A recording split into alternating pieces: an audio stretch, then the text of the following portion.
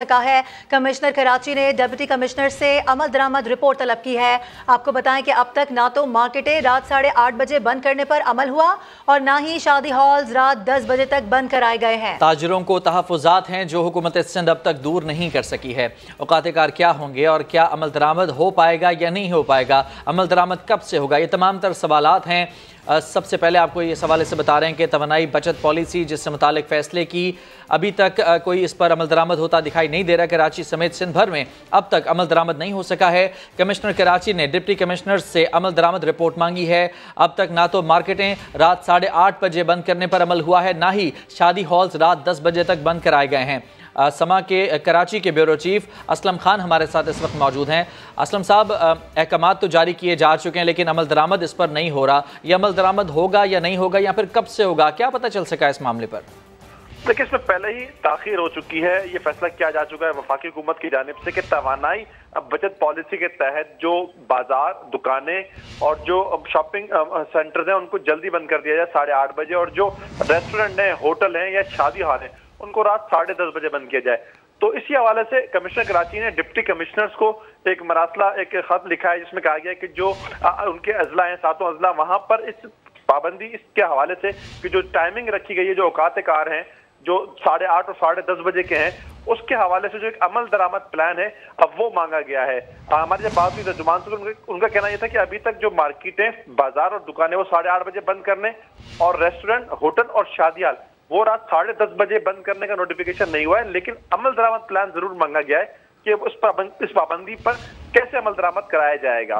तो अभी तक अगर हम ये कह सकते हैं कि जो एक तवानाई पॉलिसी थी, तवानाई बचाने की पॉलिसी, उस पर अमल दरामद नहीं हुआ है। शायद 2 दिन कहें या कुछ 1 हफ्ता कहें कि इसमें फिर मजीद वक्त लगेगा कि जब वो एक अमल दरामद प्लान आ जाएगा तो फिर कराची में इस तवानाई बचत पॉलिसी के तहत जो औकात-ए-कार है उस पर अमल दरामद शुरू हो सकेगा। जी, बहुत शुक्रिया आपका तफसीलात के लिए असलम साहब।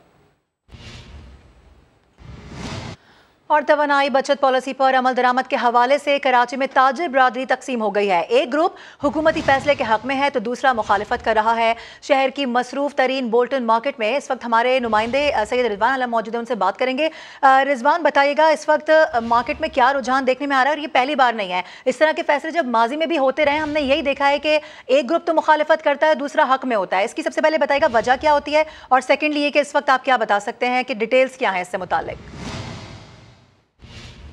देखिए, कराची की जो डायनेमिक्स है ना, वो तिजारत के हवाले से तमाम पूरे पाकिस्तान से मुख्तलिफ है, लेकिन ये जो फैसला है इसका खैर मकसद सभी करते हैं, लेकिन ताजिर बिरादरी जो है इस पर कुछ तकसीम नज़र आती है। कुछ का ख्याल है कि हुकूमत बैठ के मशावरत से कोई बीच का टाइम तय करे, कुछ इसको बिल्कुल मुस्तरद करते हैं वफाकी हुकूमत के इस फैसले को, जबकि कुछ ताजिर तंजीमों के रहनुमा इसके हक में है कि जल्दी दुकानें खुलनी चाहिए और जल्दी बंद होनी चाहिए।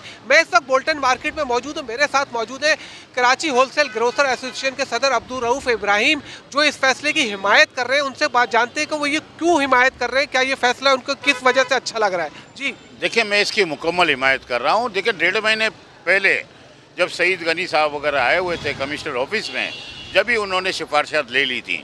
आज हमारी कमिश्नर साहब से बात हुई तो उन्होंने कहा कि हम सिफारिशात ले रहे हैं डीसीज वगैरह से, अभी हमने नोटिफाई नहीं किया। लेकिन आप ये बताएं कि आखिर कल कब तक होगा? ये डायरेक्ट जो जाएगा ना, ये सारा जितने भी मसाइल खड़े होंगे गरीबों के लिए खड़े होंगे। हम अपना लाइफ स्टाइल क्यों नहीं चेंज कर सकते? क्या वजूहत हैं ऐसी कि हम अपनी पाकिस्तान के लिए क्यों काम नहीं कर सकते?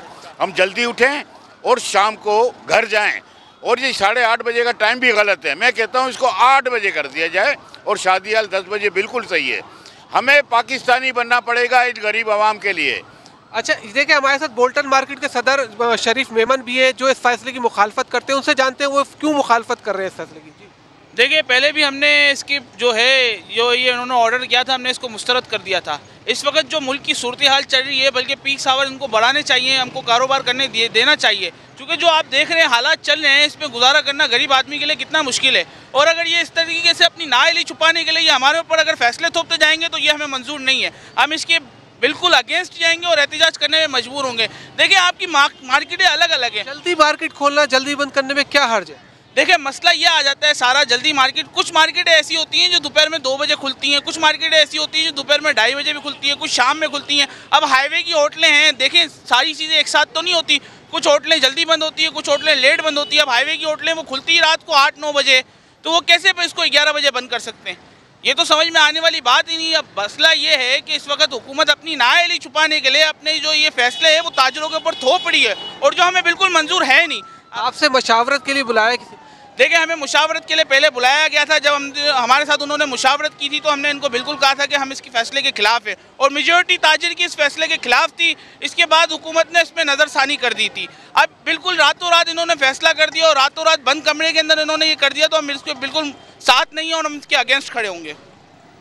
जी, आपने जैसा देखा कि एक ताजिर जो है वो इस फैसले की मुखालफत कर रहे थे, एक हिमायत कर रहे थे, लेकिन बहरहाल कर ये फैसला जो है वफाकी हुकूमत का आमीना का फैसला है, जिसमें पीपल्स पार्टी के वुज़रा भी शामिल है। बिल्कुल ऐसा ही है। दो ग्रुप्स बताए जा रहे हैं, एक हक में है और दूसरे की जानिब से हम देख रहे हैं कि मुखालिफत देखने में आ रही है। तो जबकि ये भी कहा गया कि हम एहतजाज भी करेंगे इस फैसले। बिल्कुल, तो मार्केट्स की जो सूरत हाल है वो आपने देखी, ताजिर क्या कहते हैं वो आपने देखा। ताजिर रहनुमाओं से भी जान लेते हैं कि उनका क्या मौक़िफ़ है।